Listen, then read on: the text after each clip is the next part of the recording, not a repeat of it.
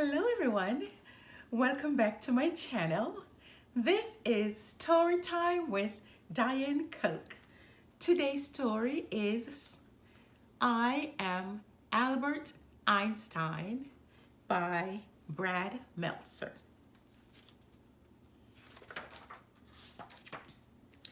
I am Albert Einstein. Ever been called weird or different? That's what they thought I was. On the day I was born, my mom was actually scared since she had never seen a baby with such a giant head. Is that normal? Don't worry. He'll be just like everyone else. Doc, I wouldn't be so sure about that. It didn't get easier.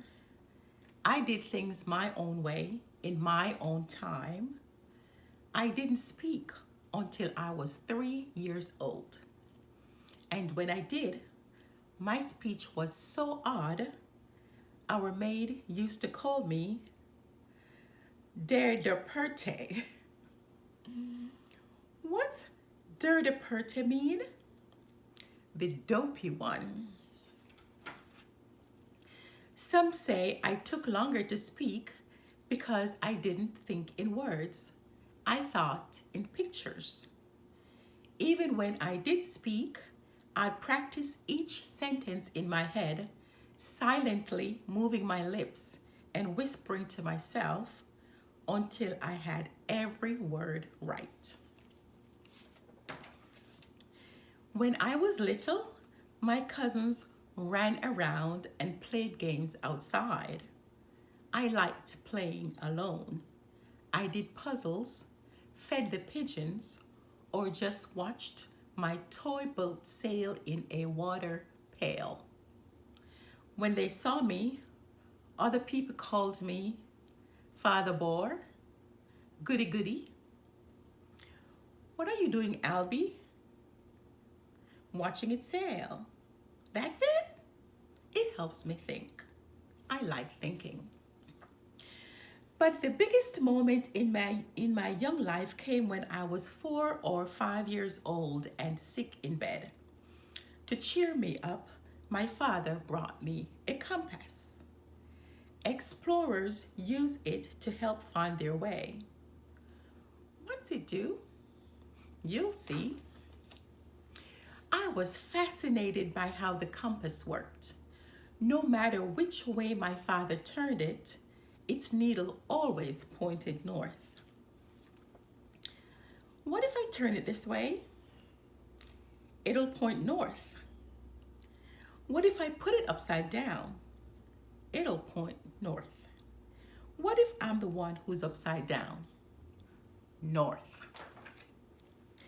Nothing touched the needle, but somehow the compass knew where to point, like it was guided by an invisible force. Right there, I could feel it. There was something behind things, something deeply hidden.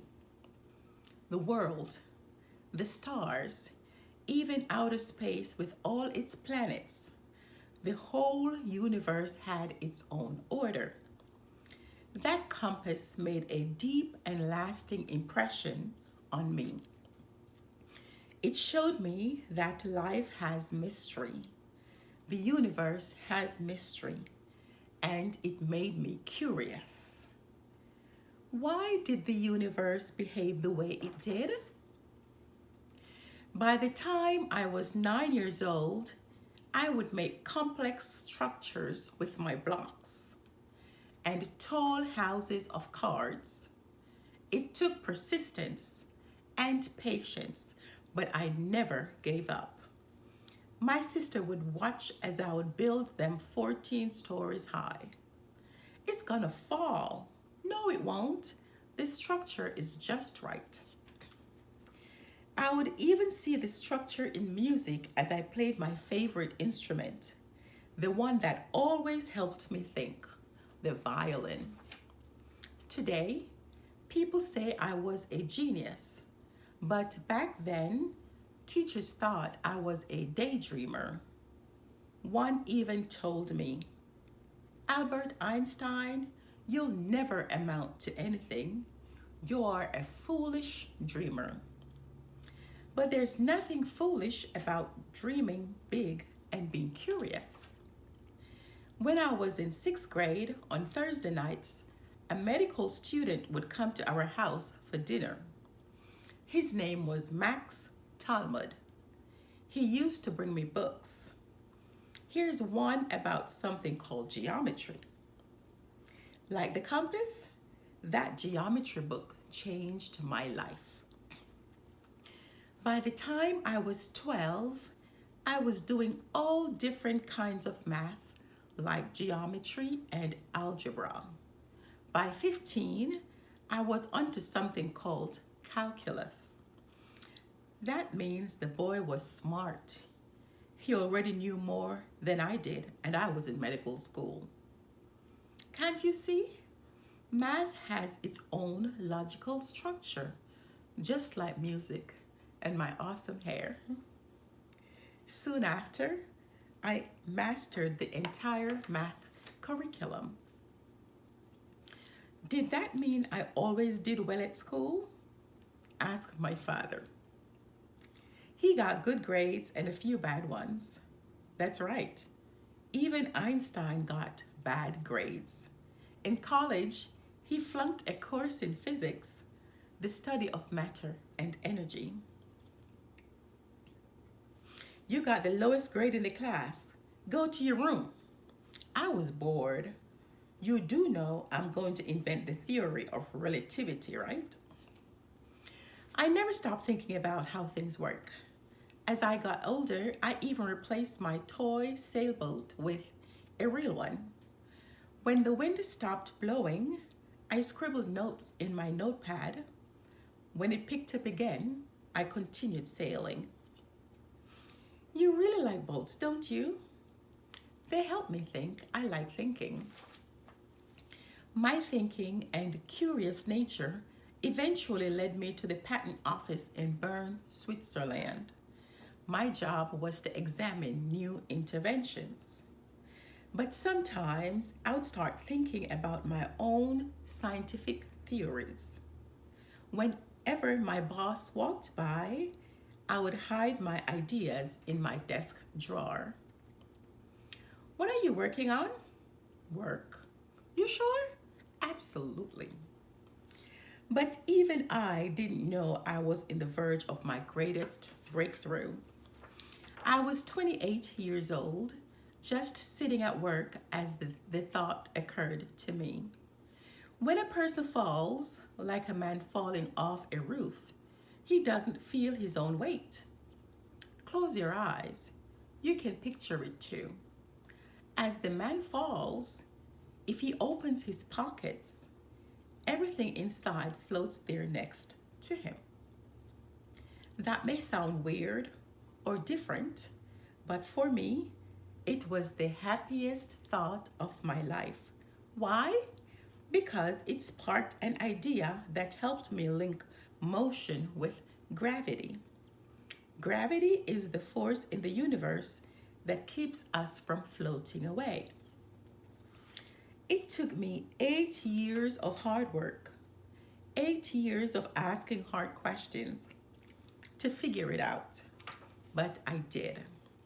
From there, I began to question ideas that most other scientists thought were true. I didn't agree with what most people believed. In the beginning, other scientists wouldn't listen. Are you crazy? That makes no sense. What does it even mean? It's a formula to help us explain the universe and all of space. It means that everything is full of energy. Sometimes it's hard to get people to go along with you, especially when you discover something new. But I promise you, if you keep at it, it will be worth it. What did you win? The Nobel Peace Prize, the Nobel Prize in Physics. That's amazing. My theory of relativity forever changed how we understand the universe. Even better, you know your hair is awesome, right? I keep telling people that. In my life, I was always thinking, always asking questions. But the most important one I asked was, why? Never stop asking why. Never stop trying to figure out how the world works. And never lose that feeling of excitement as you try to find the answer. Curiosity is one of the most powerful forces of nature. It can take you places no one's ever been and let you do things no one's ever done. What will that make you? Will that make you weird or different? Who cares if it does? Every single one of us is different. No one on this planet is just like you. Being different is what makes you special, so find what you love. Learn everything you can about it and share the best parts with anyone who will listen. You never know who you'll inspire. I am Albert Einstein. I will never stop being curious, and I hope you won't either. The more questions you ask, the more answers you'll find, and the more beauty you'll uncover in the universe.